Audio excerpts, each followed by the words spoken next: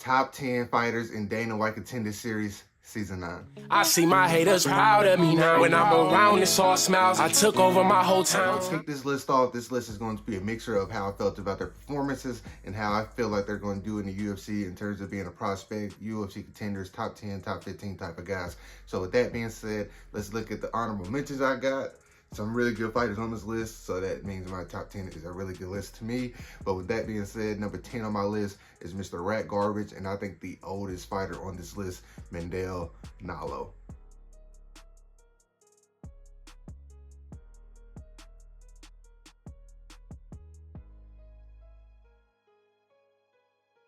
Mandel Nalo had the type of performance that you need in the Contender Series fight, and this man was able to go out there and starch his opponent in the first round.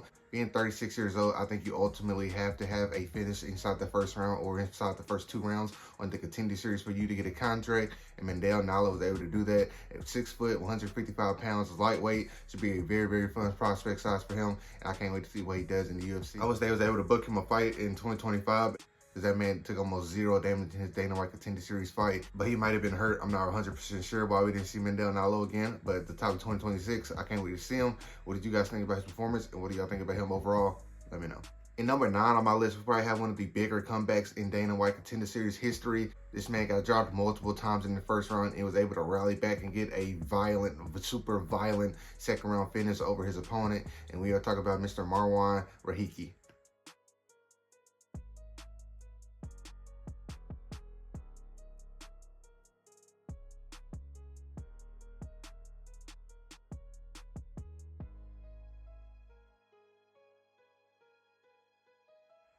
You talking about putting on a show, showing your whole package. This man showed that he has a chin made out of granite. Not really made out of granite, but he has the willpower to get up every time he is knocked down and come violent and come swinging every single time. And I absolutely love to see it. That finishing sequence he had was absolutely beautiful. 2 elbows and finish it up with an uppercut. That's the type of performance that gets you on this type of list. And this man, Marwan Rahiki, is going to be a very, very fun fighter to watch coming soon. Number 8 on my list, we have a fighter that contended at heavyweight on the Contender Series, and that man just made his UFC debut at middleweight. We are talking about Lockjaw. We are talking about Mr. Dante Johnson, who appeared on week 3.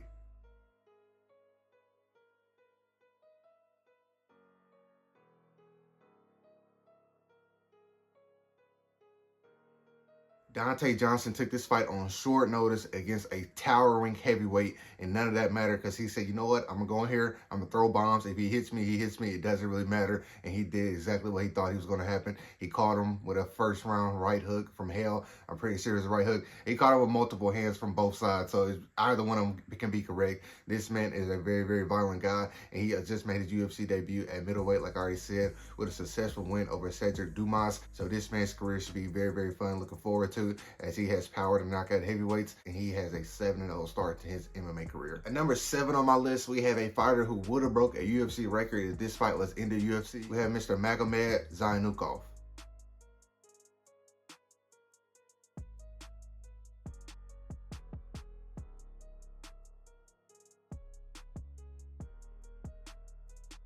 Or as more people know him as John Pork. He said he doesn't like it, so I'm not going to call him that. But this man, Magomed, put on an absolute show, landed over 200 significant strikes and throwing over 400 total strikes. This man was an output machine. He did get in trouble in the first round, but the pace he just gradually put on, this man was able to break him. He was able to get the clean decision win over his opponent. This man, Magomed Zayunukov, is going to be a very, very fun twist on the Russian style fighter that everybody says he's just a wrestler, a hugger. This man is a striker, and he's going to strike a lot. And I cannot wait to see who he gets next. At number 6 on my list, we have a brother, and we have a brother who I think hands are better than the other one. We have Mr. Cezary Olejejczyk.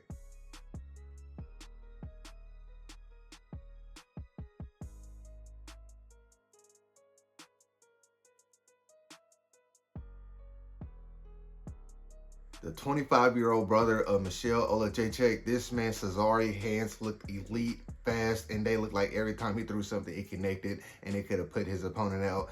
Now, the finish of this fight was kind of weird. The ref said pause to stop the fight for a second, but he was out of it, so I'm very confused. The ref thought he wasn't going to move out of that position. I don't think a lot of those shots was in the back of the head either, but this man Cesare JJ already has his first UFC fight lined up, and he gets the ultra violent Cesar Almeida, and this fight should be a very, very fun one, a very stand-up heavy fight, and this fight is going to be extremely fun to watch. Number 5 on my list, we have the Peruvian Juan Diaz.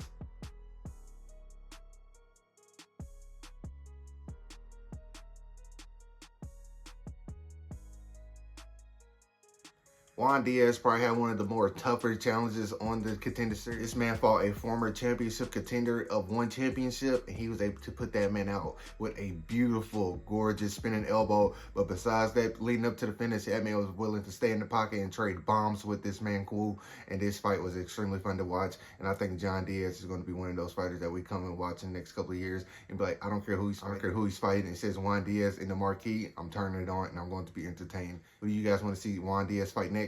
Let me know. At number 4 on my list, we probably have one of the wilder knockouts of the Contender Series this season, and we have Mr. Jean-Paul Libanowski. I know I butchered his name.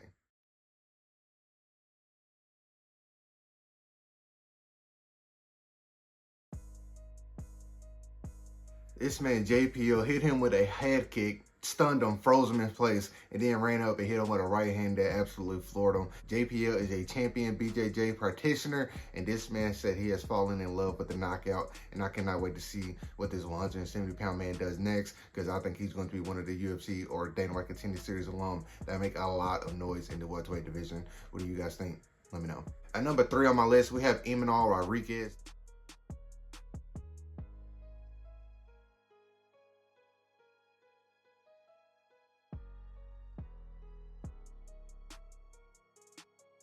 This man was a tough alum, did not win the show, but he put on a very, very good showing on the show, and that got him a spot on the UFC Contender Series or Dana White Contender Series, and this man made the most of it with a first-round knockout win with a very, very powerful uppercut to end the fight. This man just swarmed his guy the entire night, and Emmanuel Rodriguez, coached by Daniel Cormier, should be a very, very, very fun fighter to watch here in the near future, because I think he has all the talent in the world to be a top 10, top 5, maybe even a title challenger guy.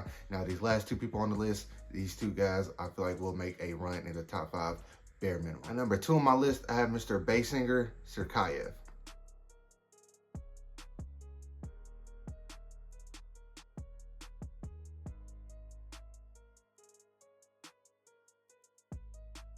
I know this might shock a lot of people that I don't have this man at number 1 on my list, but I just feel like number 1 is going to be a UFC champion one day. And I'm not saying that Sir Serkayev cannot become a champion one day. I just feel that highly of number 1. But with that being said, this man, Sir Serkayev, was able to get a UFC contract by kicking his man with a T-kick to the belly, absolutely folding him over, made him stop moving entirely. Beautiful performance from Sir Serkayev, and he already has his first UFC win over former Marine Eric Nolan, and he already has another UFC fight booked against Eric McConaughey. So this man is very, very active. He is 10-0, and he appeared on week 1 of Dana White Contender Series. And at number 1 on my list, we have the man fighting out of Aruba, Damian Pinas.